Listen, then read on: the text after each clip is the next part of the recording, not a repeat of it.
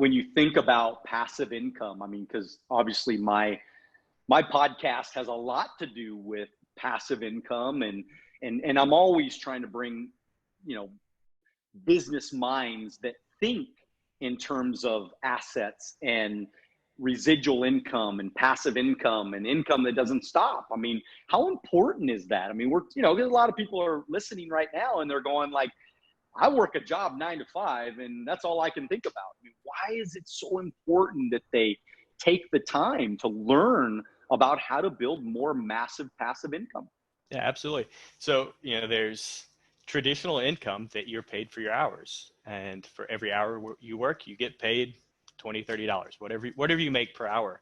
And passive income, once you create these assets, they throw off cash flow, and you get paid while you're sleeping.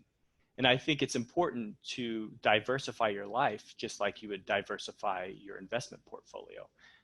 I don't feel 100% secure just depending on the stock market for my income, and that's why I'm starting to develop this book concept. I'm writing a personal finance series for young adults, so I've got 3 books that are in the works right now.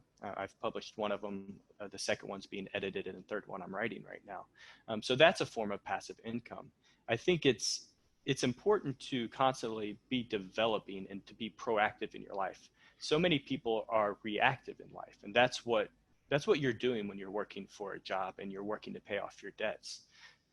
When you're trying to catch up constantly, that's a problem. Once you can get to, you know, break even and start diversifying and finding other income streams, then you can really start to do some fun stuff, and your time is your most valuable asset. So you have more free time, the more passive income you have coming in, and you get to do fun stuff like cycling across Europe and hiking the Camino de Santiago. Next week, I'm going to take off and start hiking for 5 weeks across the north of Spain. So passive income is, it's the key to my life. I think you have to think about it, and it doesn't happen overnight. It's a slow build. And so the market, you said you were holding back a little bit right now, and obviously keeping some cash positions right now just because you feel the market. Why do you feel the market might retract a little bit? You know, it's just looking at the historical charts. And it's one of those things that, being that I am dependent on the stock market for my income, you know, I've kept my strong positions in the market, and I'll keep them in the market for the rest of my life until I absolutely need them. But some of my holdings that I didn't feel like I got in at the right time, I pulled out, and I'm just waiting for there to be a dip. And one of my kind of investment strategies is not to go all in, over the course of 1 week. I feel like once I start to see a dip in the market, I'm going to start dollar cost averaging over the next 2 or 3 years. So when I see that dip, explain dollar cost averaging to everybody. Yep. So basically, let's say the simplest example would be if you invest $1,000 every month on the 15th for, you know, the rest of your life, you're capturing the average of that stock price. So you're capturing the most expensive price that it trades for, and you're capturing the most inexpensive price that it trades for. So by investing $1,000 every month in that same stock over the course of, say, 5 years, you're getting the average. Whereas if the market's trading high, or it's, you know, if you don't know where it's trading at and you get in at the high, at its 52-week high, and it trades down for the next 5 years, you're not making any return on that. So it's another way to diversify, and it's a way to reduce risk, basically. Very good. And so, have you had any financial disasters, or have you been pretty consistent in your you know, have you made any financial mistakes? I guess that's what I'm getting at here. Yeah, I went to college. All right. I Oh, took out that's a student great, loans. that's a great subject we could talk about. Yeah, everybody loves that one. So, Oh, I think that is one of the worst things that's happening in the United States right now. To expect an 18-year-old kid to sign up for $40,000 in student loans, and it takes them 20 years to pay that off. It's not right. No 18-year-old kid is in that position to make that decision. It's I got lucky. I graduated with about $17,000 in student loans, and it took me 8 years to pay that off. wow. But I learned my lesson, and it taught me about personal finance. As soon as I got that first student loan bill, I worked really hard to pay it off. I mean, it lit a fire under me. I was pissed. I didn't know what I had done until I graduated college. It was a rude awakening. Well, But I mean, I think that might, Shane, that might be the next big bubble that bursts, is the student loan crisis. I don't know, what is it, trillion or some couple trillion now or something like that? I mean, yep, and there's no getting out of them. I've got so many friends that are six figures in debt over student loans. You can't get out of them. For the rest of their lives, they're paying those off. And it's a decision they made as an 18-year-old. It's a horrible thing. well, and then the fact of the matter is that most people don't even go into a field that they went to college. So that I just paid $50,000, and I'm never going to use that information. Really, I'm never going to. Now, they say, well, you got the experience and the college life and all that. That's a bunch of bullshit, because you got a lot of experience just traveling all over Europe, right? And traveling across the United States. You got a lot of experience, right? Or Daniel, what about my best friend that I grew up with? He's a plumber back in Southern Illinois. He has, 2 or 3 investment houses. He lives on 20 acres with a pond. He's got all the toys he wants. He never went to college, and he's always been, net positive and made money. So there's alternatives. You have to be passionate about, being an electrician or a plumber or whatever the trade you decide to go into.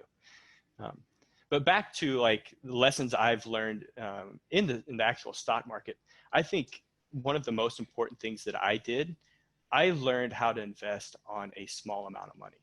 So when I was 22 years old, I started investing. I started day trading. I started investing in penny stocks. I started, playing with options. Fortunately, I only had, $1,000 to lose. So if you lose 20% of $1,000, you've lost $200. And that to me is an education in itself. If the average college class costs $2,000, what's losing a couple $100 in the stock market? And in the end, you actually learn from it and you start making from it. So your education in the stock market pays for itself. And I preach all the time to learn with a little, get in, play around, figure it all out. Don't be afraid of losing a few $100s. That's when you learn to become an investor.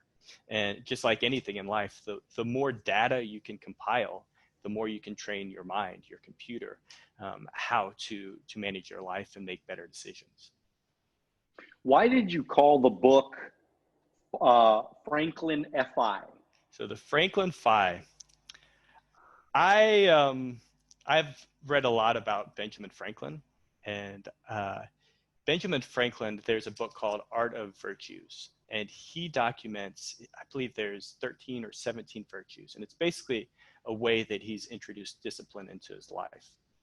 And I'm a big fan of discipline. I've got my own system that's kind of a take on Benjamin Franklin's Art of Virtues. So he inspires me every day. It's a list that I look at, and most days it reminds me of his writings. And then the Franklin Can Five. Can you share a couple of those virtues with everybody? Yeah, his virtues are more like moderation. So, drink in moderation, spend in moderation. My virtues tend to be more kind of goal driven. For example, the first thing on my list is to complete my morning routine. So every morning I wake up, I meditate, I do 5 or 10 minutes of yoga, and then I write a page in my morning journal. So that's a check on my list every morning. Another thing that I do is I have an old grammar book from college, an old English textbook, and I'll do an exercise from that textbook each day. So that's another check on my list. So those are ways that I have slowly developed kind of focus and my philosophy, or just a direction in my life. So back to why I called it the Franklin Phi. So the main character's name is Franklin Phi, and Phi actually stands for financial independence. It can stand for financial intelligence. I wanted to create a fun, exciting novel to teach kids about personal finance. We're not given personal finance classes in high school or in college for that matter. I studied finance, and I don't think I took a personal finance class. Took lots of finance classes, but I didn't take any classes to actually teach me how to manage money. So I wanted to provide that first personal finance class to kids. And I do it through Franklin Phi and his friends. They all get jobs. They all stumble through the process of going through interviews.